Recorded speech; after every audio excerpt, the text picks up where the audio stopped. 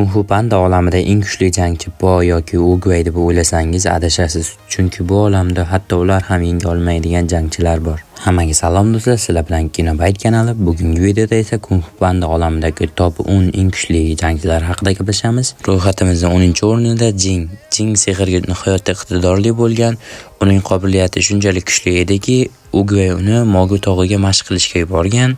U yerda u 3 ta ruhiy sharni boshqarishni mukammallashtiradi, o'rganadi. Biroq keyinchalik Jing o'z sharlaridan foydalanib ustozlarini boshqaradi, hatto yo'q qiladi. Shundan keyin u tog'dagi qal'ada muhrlab qo'yiladi. Ammo bu uning oxiri emas edi, chunki qiziqqon Po sababli uning sehrli sharlari ozod bo'ladi va u yana o'z kuchini qaytarib oladi. Bu sharlar unga buyumlarni masofadan boshqarish, kuchli energiya zarbalarini berish, ongni egallash, hatto boshqa tanani to'liq nazorat qilish imkonini beradi. Qiziq joyi shundaki, agar Jing kimdir tanasini egallab olsa, uning qobiliyatlari, ya'ni kuchlarini ham ishlata oladi va uni yengishning yagona usuli Jing boshqargan odam o'z ongini qaytarib olishi va multfilmda bu ishni Po bajaradi. Va ro'yxatimizda 9-o'rinda qadimgi 5lik a'zosi Feng Huang. U avvalgi 5lik ichidan eng kuchlisi hisoblangan va Oogway tomonidan o'qitilgan. Feng o'zining shi energiyasini mukammal darajada boshqara oladi. U hatto unikda imkonsiz harakatni o'rganadi. Bu texnikalar yordamida u shamol bo'ronlari yarata oladi, olov sharlarini ota oladi. Bundan tashqari u uchish qobiliyatiga ega va shu sababli u yaqin va uzoq masofadan bemalol jang qila oladi. Oxir-oqibat u yo'qolish dunyosiga surgun qilinadi va qaytishi deyarli imkonsiz. Va 8-o'rinda mana personaj. Bu personaj Kung Fu Panda yangi avlod multserialaridan, shuning uchun ko'pchilik tanimaydi. Men ham to'liq ko'rmaganman. Uni qobiliyatlarini aytib ketamiz. U shaklini o'zgartira oladi, ruhlarni so'rib oladi va ongni boshqara oladi. Uning shakli o'tkir tirnoqli ajdarhoga o'xshaydi. Keyinchalik u ulkan zirhli jonzot sifatida qaytadi.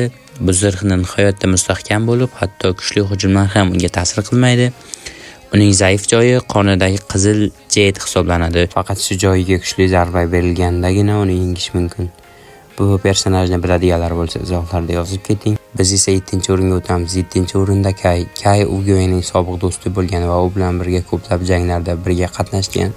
U shi energiyasini o'g'irlashni o'rganib oladi va 500 yil davomida ruhiy dunyoda kuch to'playdi. U zanjirli qurollari yordamida uzoq masofadan hujum qiladi va shi o'g'irlangan jangchilarni zombilarga aylantiradi. Bu zombilar esa Kai buyurgan har qanday ishni bajaradi. Kai faqat ajdarho jangchisi Po to'liq kuchini ochganda yengilgan. Ro'yxatimizning keyingi 6-o'rinda esa Kepa. Kepa ajdarho shaklidagi maxluq. U butun bir maxluq armiyasini boshqaradi. U olov purkashi, elektrni boshqarishi va havoda uchishi mumkin. To'liq kuchini qaytargach esa u Tinchlik vodiysining katta qismini vayron qiladi. Uni yengish uchun Poga shaftoli daraxtining kuchi yordam beradi. 5-o'ringa o'tishimizdan avval shu videoga like bosib, kanalga obuna bo'lib qo'yishlaringizni so'rab qolaman, chunki maqsadimiz 1000 ta obunachi bo'lish. Va ro'yxatimizning 5-o'rinda afsonaviy ustoz Oogway. Kung Fu'ning asoschilaridan biri hisoblanadi. U shi energiyasini mukammal boshqargan.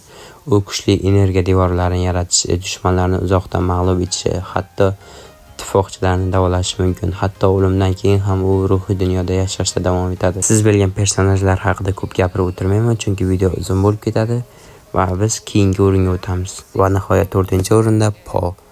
Ajdarho jangchi sifatida tez rivojlangan, u panda uslubini yaratgan va siz bilgan biding, ya'ni barmoq qaychi texnikasini tez o'zlashtirgan. Keyinchalik u shi energiyasini mukammal o'rganib, oltin ajdarho shaklidagi energiya hosil qiladi.